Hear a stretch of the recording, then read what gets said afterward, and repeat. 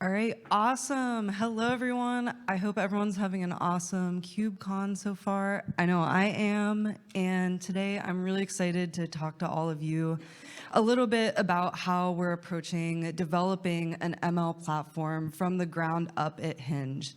And I'm going to talk a bit about this, not just from a technical perspective, but also from kind of a perspective of how we've approached building the platform over time, because I'm sure a lot of you are familiar. Platform engineering is really both a science and an art.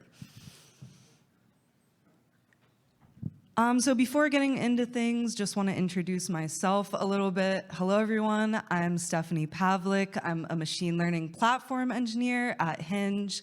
And while at Hinge, I've been working on a wide array of different pieces of our platform, but I'm mostly focused on the model serving side, as well as implementing a lot of our observability stack.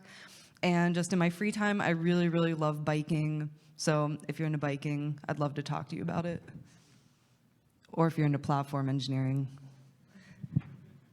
So just to give a little bit of an overview of some of the topics I'm going to be talking about today, first I'm going to start with an overview of AI at Hinge, how some of our different products that we're developing. Then I'm going to go into our platform, how it's evolved over time. And then I'm going to dive a little bit deeper into our serving platform. And then finally end with some of the lessons we've learned in the process of building this out. So just to give you an overview of AI at Hinge, what our org looks like, and some of the different problems that we're solving using AI, we have a few different areas of focus. So you might guess that AI is really important to powering our matching algorithm that's able to show users different people that they'll be compatible with.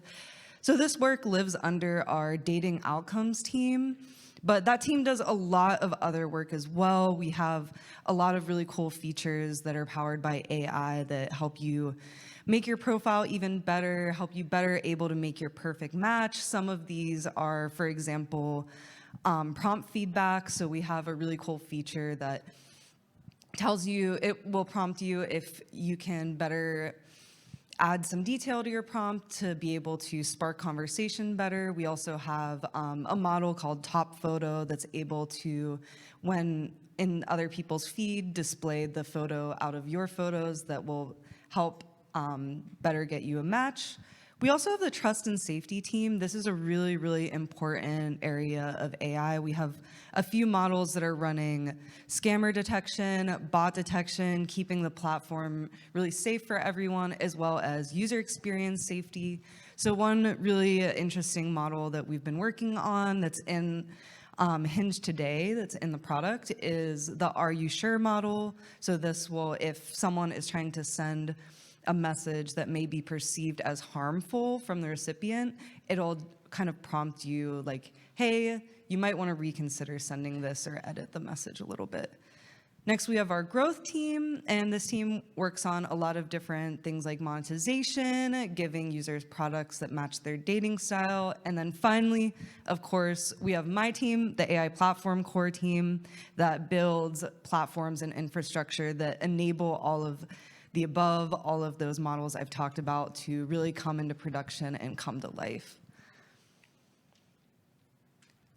So why a platform team? AI at Hinge has actually existed just as long as Hinge has existed as a product, but the platform team is actually pretty new. We've only existed for about 2 years now. And when Hinge first kind of came about, you're developing your models, you're an ML engineer, you need to kind of develop everything ad hoc. You want to productize something, you're building your own infrastructure. And as we've grown, as we scaled, something like that works when you're smaller, just coming up. But as you scale, you start to find that you're kind of reinventing the wheel every time you want to productize a model, and you get a lot of common pain points across ML teams. Next, we found there's a lot of friction for ML engineers, so you need to be an expert, not just in training models, experimental, but then also infrastructure. So as you scale, you can take some of that load off of engineers, as well as we were finding that there was a bottleneck in our time to production for models. So this was just, pretty long, and that was a really big opportunity that we could really cut that down. And then finally, a lot of best practices like observability, reliability, it's really easy to brush this aside and let it become tech debt. But then, as with any kind of tech debt, you find that it'll come to bite you later when you're not really exposing different issues in your pipelines, and you're not really understanding under the hood what is happening. So all of these are really important questions that we were tackling as we started building out our ML platform from the ground up. But really the main question underlying all of these is not just what does it take to engineer something, but what does it take to build an ML platform that engineers actually want to use? So we've been through a few different iterations of our platform as we've been building it out and really addressing that problem. So as I mentioned, we started with phase 0, which is kind of like the DIY era, where MLEs were all building their own infra. This was kind of the first few years of Hinge. And then when we first began building our ML platform, we entered phase 1 of our platform, which I like to call the ivory tower. So we were really building what we think MLEs want. We were like, okay, what should a serving platform be? What should a training platform be? And as platform engineers building out something that was, using the latest technology, we thought it was really great, but there was a disconnect. So after we found that disconnect, we started moving into our next generation of our platform, which is where we're at now. And this I kind of like to refer to it as the embedded era. So we're, instead of building things for MLEs, we're actually embedding within the ML product teams and building alongside the ML engineers. So I'll get a little bit more into what I mean by that. So what did this look like? We actually had to have kind of a little bit of a hard pivot and really some reckoning. So we had been developing our platform for about 1.5 years. And as I mentioned, we were building infra we thought engineers needed. We were solving a lot of really exciting technical challenges. But it was actually, we found that there was not a lot of adoption, and we were getting a lot of feedback that the platform offerings we were developing weren't very usable, engineers didn't understand them, and they didn't really solve problems for a wide array of user personas that we have within our team. So after we pivoted, we started embedding in product teams, and instead, in the platform 1.0, our initial approach, we were kind of developing something. We would try to build out a platform offering that we felt would address everyone's needs at once, and we kind of would build the general, and then as it was adopted, find out how to tailor that to the specific, and we actually turned that on its head. And we started with a specific problem, and then we would generalize that out to a larger platform offering. So we completely really changed our approach, and we felt that this has been better able to build trust as we go along, which is really important. And instead of, evangelizing people, telling all of the ML engineers why what we built is really, really great, they already know because we've been working alongside them and solving real needs. So I just want to go into what does this platform actually look like in practice. So we have 4 major pieces of our Hinge AI platform, or we like to call it HI. So this is broken down into, like I said, 4 different pieces. We have our training platform. So we support a wide array of training needs. We have a lot of local training, distributed training on clusters, and all of this is built on Ray Train and supporting, again, different training needs. Next, we have our serving platform. So we are supporting batch, async, and online model serving. A lot of our batch serving is really built on Databricks, and that's been a really awesome partnership that we have. And a lot of our online model serving is built using RayServe and a lot of open source software, and I'll get into that a little bit more later. Next, we have our High Store, which is our feature store. So we have both an online and offline feature store. Our offline store is all in Databricks in the Unity catalog, and online using Elasticache. And then finally, we have our HiGen, our generative AI platform, which is enabling scalable development of Gen AI-based solutions. So we're using things like TensorZero as our AI gateway, as well as Arise for evals, and really been playing around a lot with LLM as a judge, which has been really awesome to be able to break into that space. So like I said, I just want to talk a little bit more in detail about what does our serving platform look like, and specifically our online model serving. And really, I want to illustrate this as an example of how our approach has changed over time to building out our ML platform. So what did this pivot look like in one specific area of our platform? So initially, we had been serving online models using Databricks endpoints, and really that synced, as I mentioned, we're really using Databricks really widely across the company, and they have a lot of really amazing products. But we found that this was kind of, we were doing it because of that syncing with the rest of the adoption, but it wasn't really addressing our needs. It wasn't scalable as something that's very online. It's an app. It needs to be in real time, and there's fluctuating traffic, not just throughout the day, but different days of the week, different times of the year. So we require a lot of flexibility there. And also this didn't slot in well with other of our pieces of our tech stack, specifically with observability. So we were building a lot of custom tooling. So we actually had sunk in a lot of time into building this out, and it just wasn't really being adopted, and we found that it wasn't scaling as well as we thought it would. And we had a lot of different user personas. We have people that are really power users, really within the ML team, really familiar with engineering and infrastructure, and then other people that really are really new to infra and cloud native. So we switched to Rayserve, and we built our own custom SDK on top of Rayserve. So this was better able to meet a lot of our needs. We were able to better slot in kind of custom tooling that we've made, and it better uses a lot of our Kubernetes-native observability tooling and other tooling that we've adopted across our company. So just talking through a little bit of the technical details, we built out our online model serving platform using a lot of open source software. This enabled us to have a lot of control over all of the different pieces and be able to tailor it to our needs, especially as more and more of our models are being served online. So just some of the pieces, and I'll get more into this, but we're using Grafana, Ray, MLflow, Helm, Argo CD, Prometheus as well, of course, Kubernetes, and more.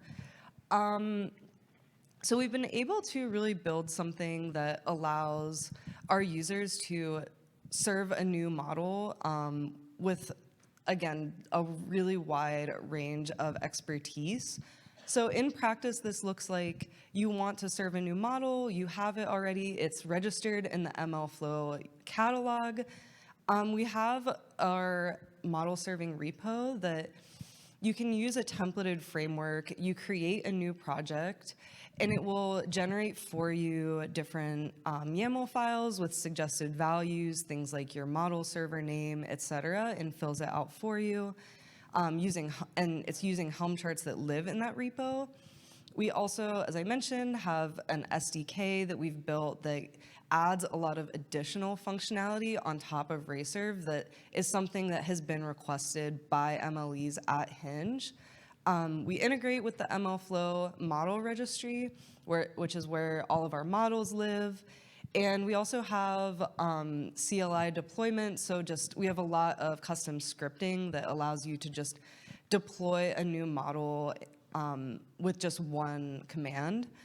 And then finally, we have out-of-the-box observability and alerting that comes for free, and you just, there's a custom set of SLIs that just a dashboard is created for you.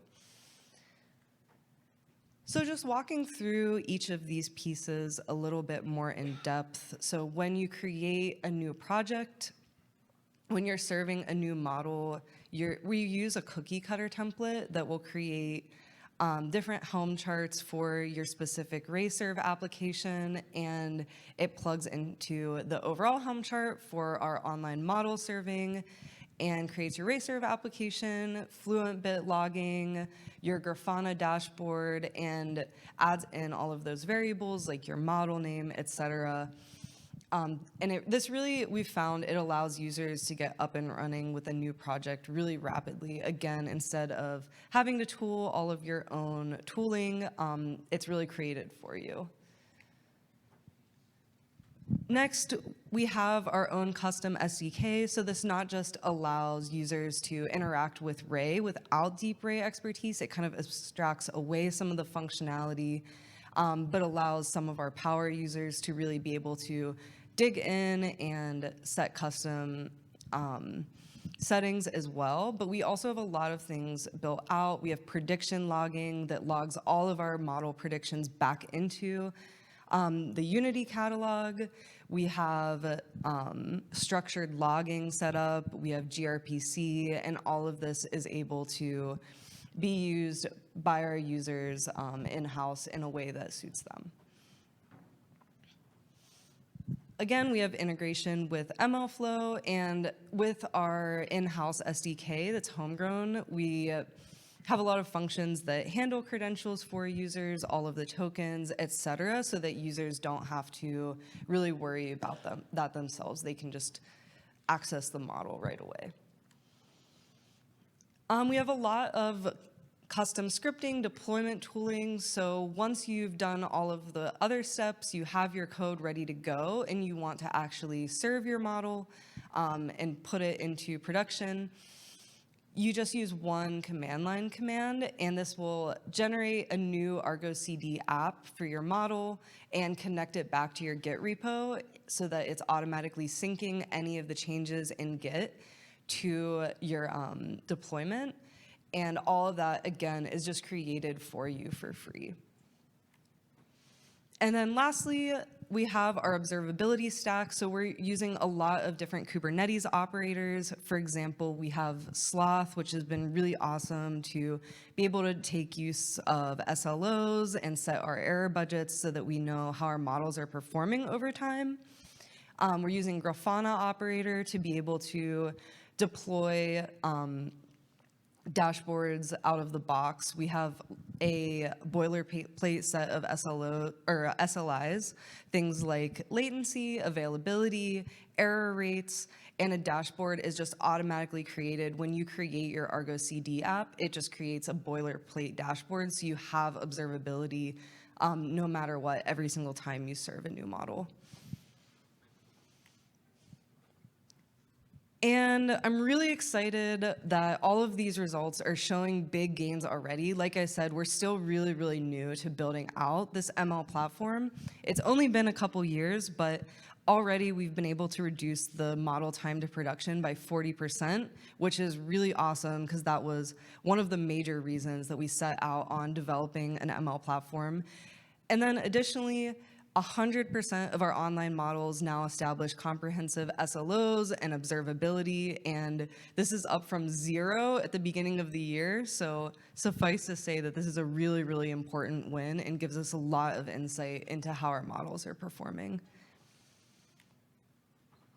So there have been a lot of really important learnings from this process of building out our ML platform, but if I could just boil it down to 4. The first one is you have to start with real user pain points. With building out a platform, you can really just keep going deeper and deeper and build out something that's really well engineered. It's a great solution. But if it's not serving a real user need, then it may not actually be used. It may not be adopted. So this is really, at this point, our starting point is talking to different MLEs and learning their needs. Second, baking reliability into the defaults, making this as seamless as possible to set up robust observability, alerting, et cetera, and making sure that it isn't something that just is an afterthought. third is treating ML engineers as partners, not customers, developing alongside them. We really saw a really big shift in adoption of a lot of our platform tooling when we stopped kind of approaching it as if MLEs are customers we're selling a product to, and really started to develop alongside them and have a really constant line of communication. And then lastly, maybe the most important lesson that we've learned in this process is to deliver iteratively, and also you can't be afraid to pivot if your solutions aren't serving their intended purpose. We had some pieces of our platform we had been developing for months to even over a year that when we discovered they weren't fully serving the need that we intended, we actually pivoted and moved to a new solution. And I don't think that those big gains that I presented earlier, we really would have been able to show as much success if we were afraid to pivot and we really fell into a sunk cost fallacy. And the most exciting thing of all, we're just getting started. There's only been a 2-year journey so far, and we still have a lot to go. We have a lot on our roadmap that we're excited to get to. And if you're excited about this too, the good news is we are hiring. So I have the link up there. I know that there's a couple positions open on my team and on other ML teams across Hinge. So check it out or come see me and talk to me afterwards.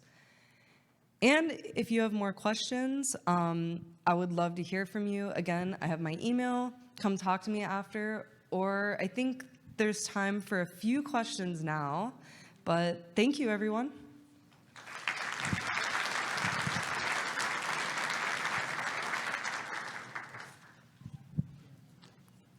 Awesome.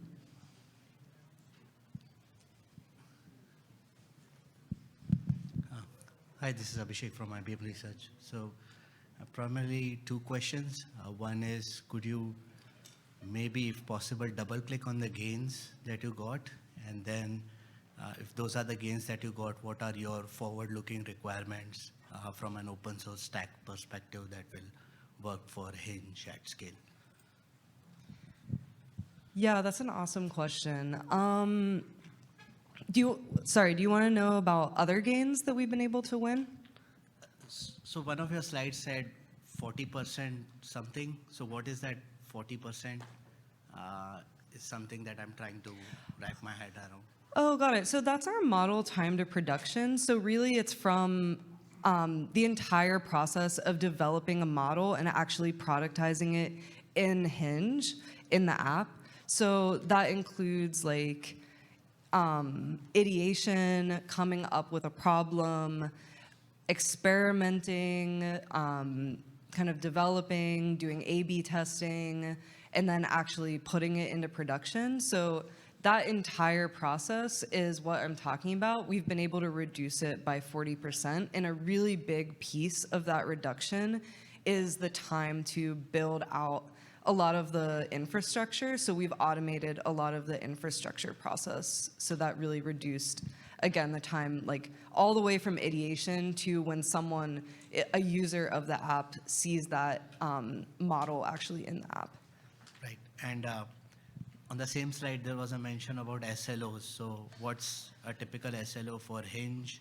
What works for you at scale? Yeah, so a lot of our SLOs today are around things like latency, availability, especially something like the matching algorithm we're now serving it. We've gone from batch serving to now it's completely online. And that's something that obviously it's very critical to the performance of the app. So availability is really important. We also have feature store SLOs, so that's been a really big effort, is building out our feature store, things like feature freshness, etc. Sorry, like could you put some numbers on that SLO if you can? Do you have a range of numbers on that SLO? It really varies for different models. Okay. So right, yeah. And some forward-looking requirements, because I have other people waiting, so I just don't wanna. Yeah, I'm not sure if I can say. Maybe we can talk after. Sure. Yeah, thank you. Hi, it was a good presentation, by the way. This is Bharat from Toshiba Global Commerce Solutions. So I have a question. I think most of the model training, you've been using Kubernetes, right? Specifically for the ML ops, you're still using MLflow instead of Kubeflow. So there is any take on that, like why we are still using MLflow rather than Kubeflow? Oh, we actually are using Kubeflow. MLflow is just like for the model registry. But a lot of our training is all using Raytrain. It's on Kubernetes, etc. So yeah, if that answers your question. And the second question is like for the Databricks. So what exactly been using on the Databricks, like for the model training? Because you moved from the Databricks to Racer, right? For what specific purpose? Yeah, just for the model, just specifically online model serving, we're still using Databricks for a lot of different pieces of our platform, a lot of different data pipelines, feature pipelines, different other like batch serving, things like that, as well as MLflow integrated into Databricks. Gotcha. Okay. Thank you. Yeah, thank you. Yeah, great presentation. Joseph from Lambda Labs.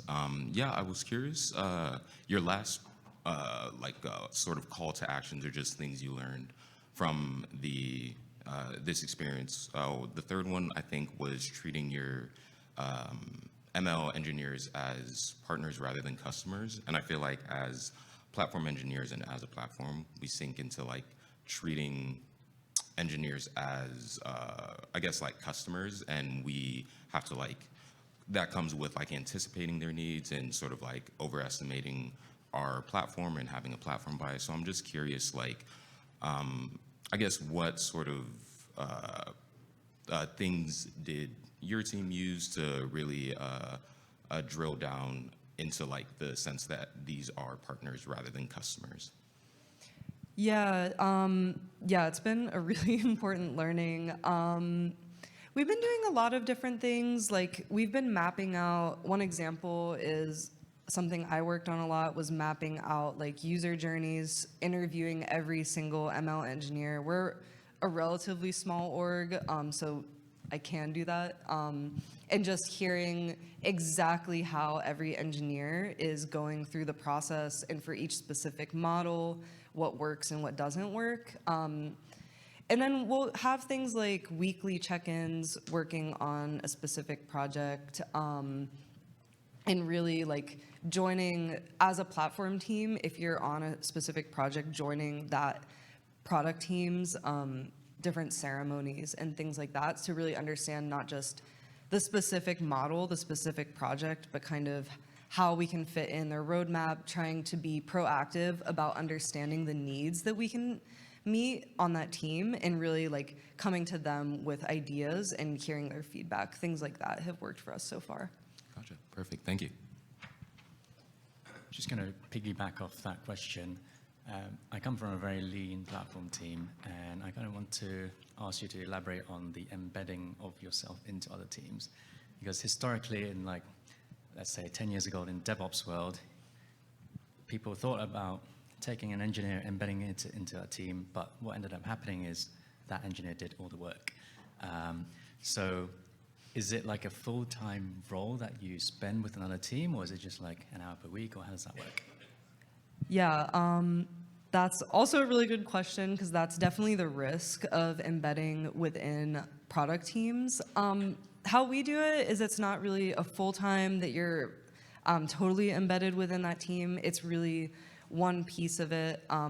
For me, like, for example, this quarter, it's maybe 30 to 40% of my time. And as I mentioned, kind of going to some of that team's ceremonies. But I have other work that is more internally focused within the platform as well.